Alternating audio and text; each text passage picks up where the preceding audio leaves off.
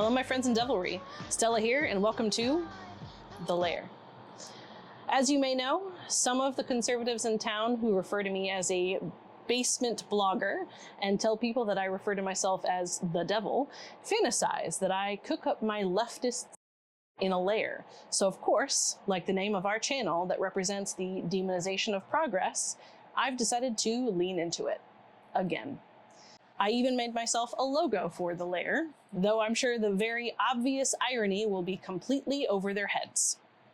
Now, before we get started, I do want to make sure I'm being transparent. Right now, I am working for the Washington Coordinated Campaigns to help amplify Democratic representatives locally in North Central Washington.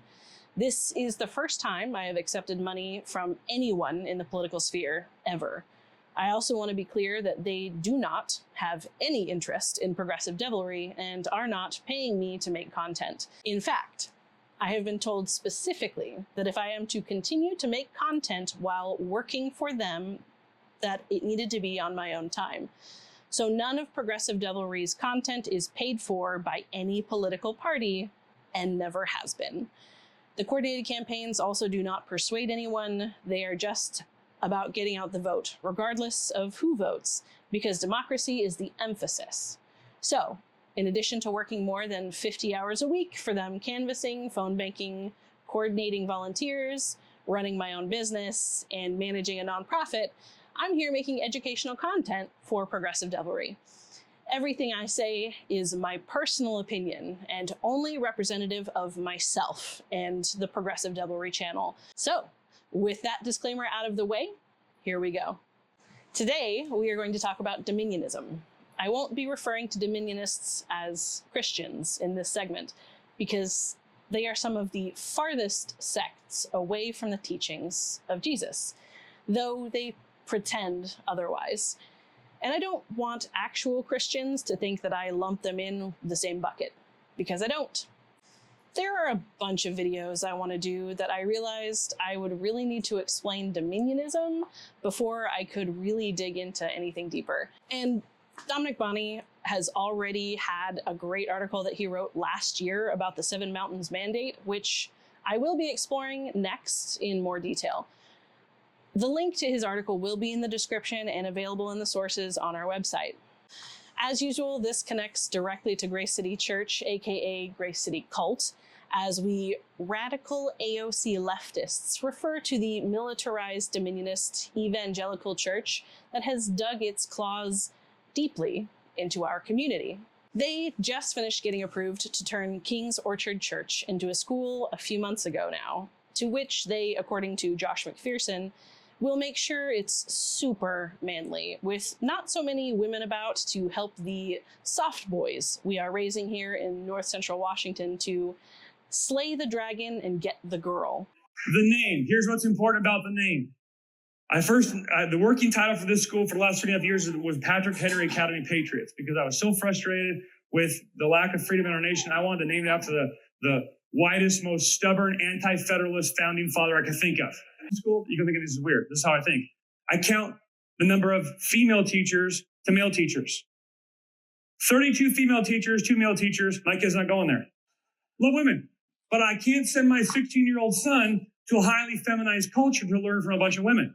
I need to be around dudes. Women are awesome. We need women. Nurture, love, the whole thing. Here's the deal. God didn't charge women with educating our children. Farmers. Isn't that cool? There's our logo. Just to say this for the ladies who are like, where's the lady farmer? Here's the deal, chicas. We tried getting a lady farmer logo. No bueno. Either way too portly or way too hot. Either way, it wasn't going to work on a t-shirt. We could not find that rosy rivet or happy balance. We're like, yeah, forget it. Lady farmers, we'll just call them that, okay? It's got to be the dude with the stash and the hat and the muscles and the plaid shirt. Like, there it is. Farmers, that's us. This is awesome. How do I know what a dragon is? If you're asking that question at 6 years old, you're already on your way to being a dragon killer. Yeah, that's good. Amen. Attaboy. I want to know, how do I identify dragons? And if I'm seeing dragons at 11, if I'm recognizing dragons, bad attitudes, or things that are coming against me, I'm recognizing the reality of a spiritual battle at 11 years old, at 6 years old. I want to know how to recognize them, identify them, and fight them. That's good. God's got amazing plans for your life. That's right. But we'll go more into that in another video. Back to the topic at hand. What is Dominionism? According to Political Research Associates, Dominionism can be summarized as the theocratic idea that Christians are called by God to exercise dominion over every aspect of society by taking control of political and cultural institutions. But what exactly does that mean? And how is it different from authoritarian evangelicals that we've come to know and abhor? Basically, they think that their version of the Christian God has issued a call to take over the government, control what is taught through public education, healthcare, and the basic choices people make in their homes with the help of their doctors regarding their own bodies. Sound familiar? Because they are here. We see them and this flag here in town often enough. Now, this flag has actually been around since 1775 and has been co-opted to represent Dominionism. So if anyone watching this is like, nuh-uh, we'll start with a look at the history of the flag. Now, we've talked about dog whistles, and this is one of them. If you don't know what a dog whistle is, pause here and check out my video on dog whistles in the comments, and then come back. If you need a refresher, a dog whistle is a phrase or symbol that can be used to signal supporters covertly, but easily explained away if in mixed company. It has the potential appearance of an innocent misunderstanding, or a "that's not what it means to me" disavowal, which gives the person the mirage of innocence, or at the very least, a shadow of doubt at their intentions. The appeal to Heaven flag has become a very prevalent dog whistle. It was unsurprisingly seen at the January 6th riots and insurrection, but we are going to start at the beginning and talk about the history of this flag. Back during the beginning of the American Revolution, we didn't have just one flag. No one had chosen Betsy Ross's 13 original colonies Star-Spangled Banner yet. There were a bunch of flags people had designed, vying for selection to be known forever in history as she is now. The official design we know today wasn't accepted until 1777, and even then, most areas had their own version to designate who they were from a distance. It's why every state has their own flag, so no one was lobbing volleys of bullets or cannonballs at friendly approaching hosts. Though most people can just call before they come over nowadays. They don't have to stand down the street with a flag to announce their identity before slowly approaching for fear of friendly fire. Though we would have less solicitors that way. The Appeal to Heaven flag is credited as being created by Joseph Reed, a man who was George Washington's closest confidant until he was caught gossiping with Charles Lee about their doubts of Washington's ability to lead. A man who bankrupted his own state of Pennsylvania within 2 years of being elected as their quote-unquote president, or what would be considered in modern day as the governor, because of some bizarre choices in policy.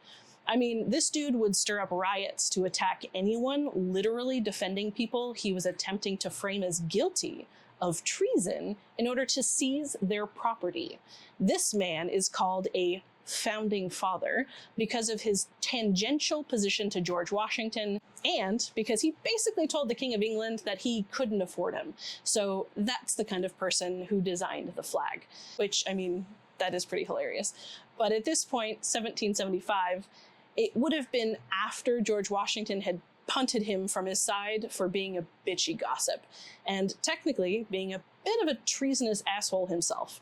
But if a white man isn't out here projecting his own hang-ups and trying to get other people killed because of them, then is this even America? Speaking of white men stealing things or misrepresenting them to get what they want, the pine tree was co-opted as a symbol because it was originally important to the people indigenous to the New England region of what is now the United States. In the mid to late 1600s, colonists adopted the pine tree symbolism on flags and currency there leading up to the Revolutionary War, since the Massachusetts Bay Colony produced those items. The pine tree became a colonial symbol of frustration and resistance for a lot of reasons, but one incident in particular cemented that meaning. Before the Boston Tea Party, in 1772, there was a riot around the pine trees because the Royal Navy thought they should get first pick of the Massachusetts lumber for their masts. And in true British fashion, the Crown decided they needed every tree 12 inches wide and larger, which was nearly all of the lumber. It came to a head in April of 1772 when people representing the Crown came to enforce the unfair logging mandates, requisition the lumber back from the people doing the work, and punish everyone who wasn't following the laws. The British officers were carving upward-facing arrows in the tree to indicate which tree was marked for the Crown. When they would find the marked wood in logging yards not working to mill it directly for the Crown, the owners would be fined extensively, and they would have to return the logs. In response, one mill owner got a bunch of people together and mutilated horses belonging to the royal officers who were enforcing the laws, and then beat the royal officers with pine switches. So, the pine tree was really solidified as a revolutionary time symbol of resistance then, and on various flags as a reminder of the cruelty that is inflicted on colonists by the Crown. Both the arrow-looking pine tree and the pine tree itself are calls to this incident specifically on the Appeal to Heaven flag. It is to be noted that the rioters who inflicted damage on the horses and officers were eventually held accountable, because being held accountable for your actions is important. The sheriff, who was beaten and horse mutilated, caught all of the rioters and held them for a ransom, so that everyone involved had to literally pay for their release and show up to court for their crimes. An early nod to the bail system we have today. This riot in Massachusetts is described as the spark that led to the Boston Tea Party of the American Revolution. This incident was a very common and widespread story of uprising against the Crown at the time. When Joseph Reed got his bitchy little hands on the pine tree flag, however, in 1777, 5 years after the incident, he added someone else's words to try and make it more godly. Though, by adding these words to the pine tree without the context, meant the meaning of the pine tree itself was lost to the ages. The meaning being, fuck fascism and fuck monarchies. John Locke's Right of Revolution, where the words appeal to heaven came from, was released in 1690. A lot of Locke's works were quoted by political and military leaders of the day because of their topical relevance running up to the American Revolution. Even though they were nearly 100 years old by 1776, Richard Henry Lee, one of the original signers of the Declaration of Independence, even considered that document as essentially plagiarizing Locke's two treatises of government. Here is an excerpt from the Right of Revolution where the words came from in context, and where the body of the people or any single man is deprived of their right or is under the exercise of a power without right and have no appeal on earth, then they have a liberty to appeal to heaven whenever they judge the cause of sufficient moment, and therefore, though the people cannot be judged so as to have, by the constitution of that society, any superior power to determine and give effective sentence in the case, yet they have, by a law antecedent and paramount to all positive laws of men, reserved that ultimate determination to themselves which belongs to all mankind, where there lies no appeal on earth, viz. To judge whether they have just cause to make their appeal to heaven.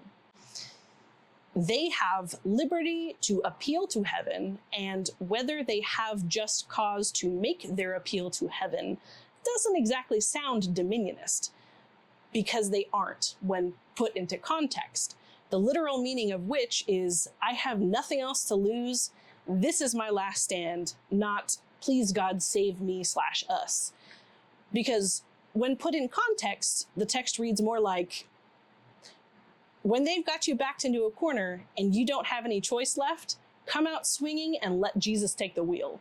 That's not exactly a biblical reference. John Locke was actually a huge proponent of separation between church and state, as well as religious freedom. So it's immensely ironic that his words are being used now as a Dominionist battle cry, especially as how heavily Locke was inadvertently involved in the birth of the US.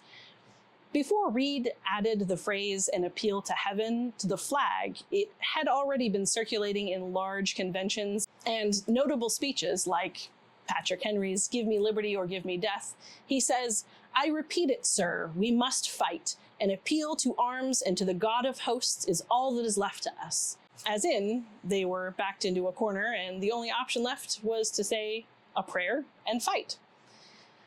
At the time, it was a relatively popular call to Locke's works. It would be like someone today quoting Marx, Kant, or Nietzsche in order to make a point and sound smart, but may just be trying to evoke the emotion of the literature cited. But it's unlikely anyone who is flying this flag unironically as a Dominionist knows the actual meaning behind it, because, as is now becoming more and more apparent, no one who tells you to do your own research actually does theirs. Am I right? What they mean by research is they found one person who supported what they already thought without any real sources, and that's the extent of their research. Confirmation bias at its finest. They'll take someone else's words as their own, give it their own definition, take it out of context, and make that the only definition. Now, you might be saying, well, that doesn't make the flag specifically Dominionist. They could just be history nuts. Let's go ahead and fast forward to the present. In 2008, it was used in the introduction credits to an HBO miniseries about John Adams, referring to his New England habitation. Then, soon after, in the 2010s, it began being used as a religious and political symbol exclusively by conservative and nationalist extremists within the United States. The flag showed up at a Million Vets March and photographed there behind Sarah Palin in October in 2013, which prompted conservative blogger Andrew Sullivan to quote something one of his readers said without sourcing anything. Lots of quotes, but nothing as to where it came from. Sounds about right for conservative talking heads. Though he does add a correction later from another reader at the end who corrects some of the misinformation from the original post. A person who said that because of the increasing use of the flag, they would not be flying it anymore because of its new intended meaning, a hysteria surrounding an imagined need to revolt. Out of the 3 whole sentences Sullivan wrote himself as commentary, he says something very interesting. "I don't think we can ignore the fact that many on the Republican right now believe themselves to be an open, non-violent rebellion against the government of the United States. Having lost the appeal to the majority of Americans, they will soon be invoking an appeal to a higher power against the president." That will be important later on in this series that we're working on because of Project 2025, which you've probably heard about at this point, but if you haven't, don't worry, we're getting there. The head of the Heritage Foundation has recently been quoted as saying, "We're in the process of taking this country back, and we are in the process of the Second American Revolution, which will remain bloodless if the left allows it to be." Kevin Roberts said in an interview on Steve Bannon's War Room podcast, "This is directly what Dominionists want. They are finally saying what they mean out loud." But let's go back to the timing of the Dominionist flag being present behind Sarah Palin at the 2013 Million Vets March. Anyone remember who was president in 2013? That's right, the first Black American, President Obama. This rally was held 10 months after the certification of the 2012 election, when Obama was voted back in for a second term against Mitt Romney. So it was a fresh sting in their minds, and many alt-right white nationalists felt like they needed to make a statement. Enter Dominionism. The Seven Mountains Mandate was published in 2013, July 16th. The Million Vets March, where the Appeal to Heaven flag was first notably seen in public behind an elected official, was October 13th, 2013, just 3 months later. In 2015, as the new meaning was gaining traction, the pine tree flag showed up in Warren, Arkansas, run up the flagpole of the county courthouse. After it had been up for a while, the Freedom from Religion Foundation complained to Bradley County Judge Keith Neely about using the public courthouse as a forum for religious extremist symbols. They said in their complaint, the Appeal to Heaven flag is now associated with the recent Appeal to Heaven movement, whose adherents honor the Lord by supporting candidates for public office who are believers in Jesus Christ, who regularly attend and display a commitment to an evangelical, gospel-centered church, and who will commit to live and govern based on biblical principles. After which, Judge Neely took the flag down. The action was condemned by most right-wing media, of course, as, checks notes, some kind of attack on their values, which included Sarah Palin, again, on the totally independent and absolutely trustworthy news source, Breitbart. So I guess it's fair to say, since she is proudly posing with the Appeal to Heaven flag here in 2015, that the flag behind her at the Million Vets March in 2013 wasn't exactly an accident. She did her best to frame the issue as some kind of attack on history and Christian values. The same where is the line argument that all alt-right asshats make when they conveniently want to obscure the current meaning ascribed to previously historical symbols that are now co-opted for new dog whistles, like symbols of the Confederacy that currently stand for racism and atrocities that were perpetuated well past the Civil War and into the era of Jim Crow all the way to today. And with the Daughters of the American Revolution popping up cheap Confederate statues to remind people of color their place. The Confederate flag right now stands for racism and murder, though people who would like to ignore that or keep it as a dog whistle would tell you it's merely a historical symbol for states' rights, symbolizing their heritage. And if you remember my dog whistle video, states' rights is also a dog whistle to obscure the press for segregation and continuing to oppress then recently desegregated Black Americans. This also ties to the history of school choice being the grounds to try and create a loophole in segregation laws to move white kids to richer, mostly white schools. But I'll be getting to that in another video, since school choice has reared its head locally as well. Also in 2015, a movement they named after the flag itself, the Appeal to Heaven movement, was created, which is what the Arkansas complaint was referencing. At this point, it would be hard to call the pine tree a dog whistle when it has officially been co-opted by a Dominionist movement. But the fact that not everyone knows about this movement or current significance of the Appeal to Heaven flag still lends to that air of potential naivete or innocence, right? You don't know what you don't know. Today, the website for the movement is little more than a merch store, so we know exactly where their principles really lie. And because of the Dominionist co-opting of the pine tree symbol, the flag cannot ever mean anything other than Dominionist beliefs. So evangelicals have ruined yet another thing, which is sad because we've learned today that it really stands for mutilating horses, riots only get you a fine, and beating cops with pine switches, which, I mean, I could get behind. The beating cops with pine switches part, not the horse thing. That's pretty awful. I mean, what did Snickers even do to you? I wish Arkansas was the last, but in 2019, a state representative from Illinois decided it would be cool to use the pine tree flag during a public appearance to help focus attention on a national day of prayer, effectively being the first elected official signaling Dominionist ties beyond Sarah Palin, who we've all known to be a pretty staunch white supremacist who has made several references to the neo-Nazis' 14 words on social media, so it isn't surprising from her. Another dog whistle. But to see more elected officials join her is troubling, to say the least. Then, on January 6th, 2021, the day armed insurrectionists attacked our nation's capital, injured Capitol Police, planted explosives, all because a 34-time so far felon named Donald Trump perpetuated the lie that he had been the real winner of the 2020 election without evidence, and which has been repeatedly proven wrong.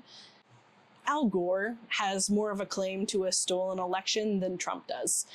At this point, a large number of former President Trump's lawyers and aides have walked back their statements even and said that he didn't win. In fact, not only did he not win, but they knew the whole time that he didn't win. Even Tucker Carlson originally expressed doubt that it was true, but Fox News stepped in when Sidney Powell, who recently pled guilty to election interference in Georgia, called them and complained that Carlson wasn't following her lead. Carlson also said he hated Donald Trump passionately in private text messages. And even Fox themselves successfully argued right before the end of the 2020 election that Carlson essentially could present any falsities he wanted as fact.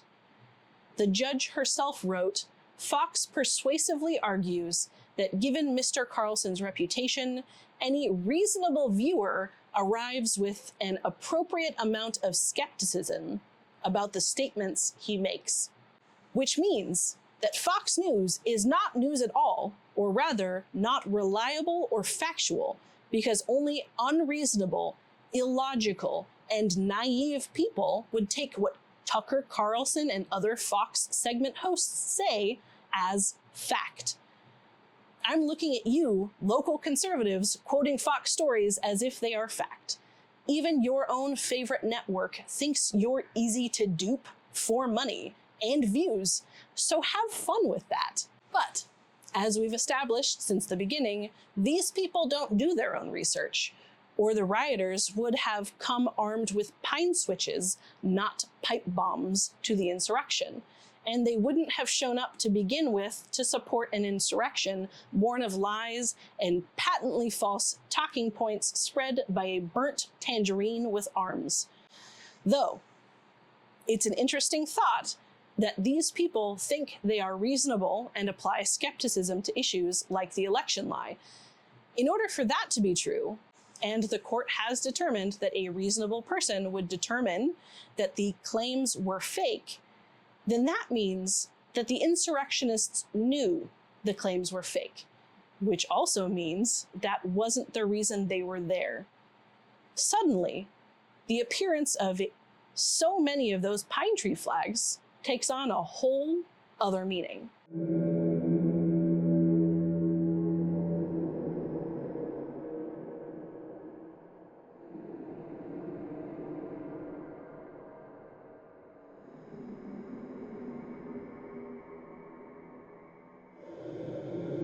So the dog whistle fades even more.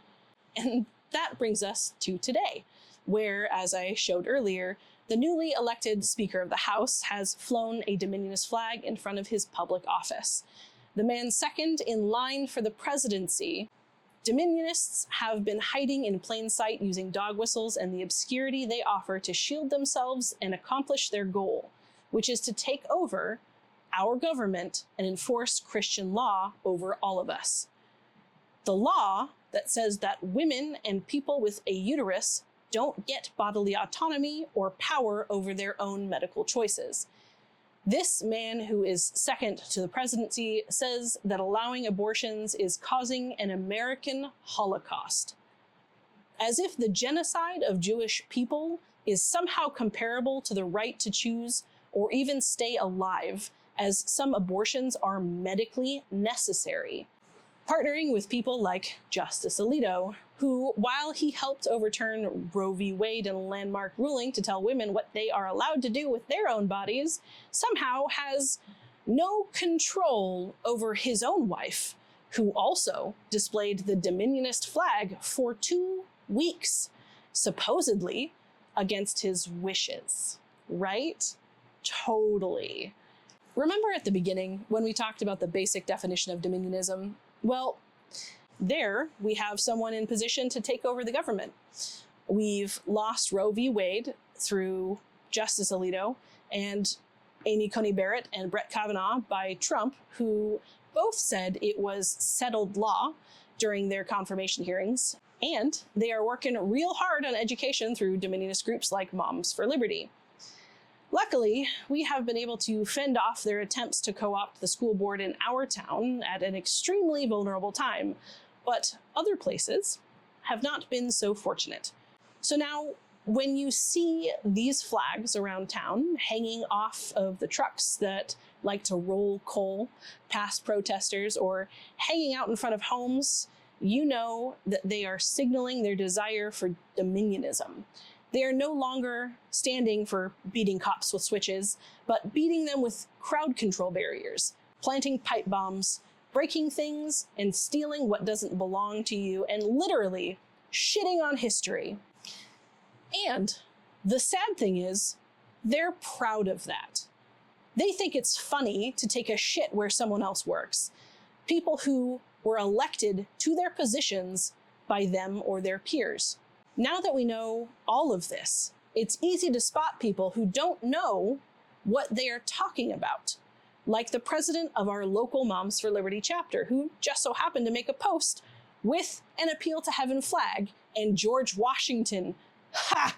I mean, we know George Washington had nothing to do with the flag, and sure didn't like the gossipy little bitch who threw the words on it. We also know it had nothing to do with the Bible and everything to do with John Locke's words, but that doesn't stop people from doing their own research. Am I right? Thanks for joining me on this journey. Next, we'll be talking more in depth about the racist roots of school choice, the Dominionist Moms for Liberty movement, the Seven Mountains Mandate, and specifically, Project 2025. Now, before I go, I do want to give a quick shout out to our subscribers. You've been helping me in my beer fund, so I can hyper-focus and put words on a page to make these videos. So a quick thank you to Justin Fox Bailey, Ellie Fox, Deborah Rogers, Anna Peters, Xander Sen, and Maggie Joya. Your support is absolutely amazing. Until next time, let's make progress. Hit that subscribe button to stay updated with us. And any sources we've used in today's episode are below or are available on our website at progressivedevilry.com.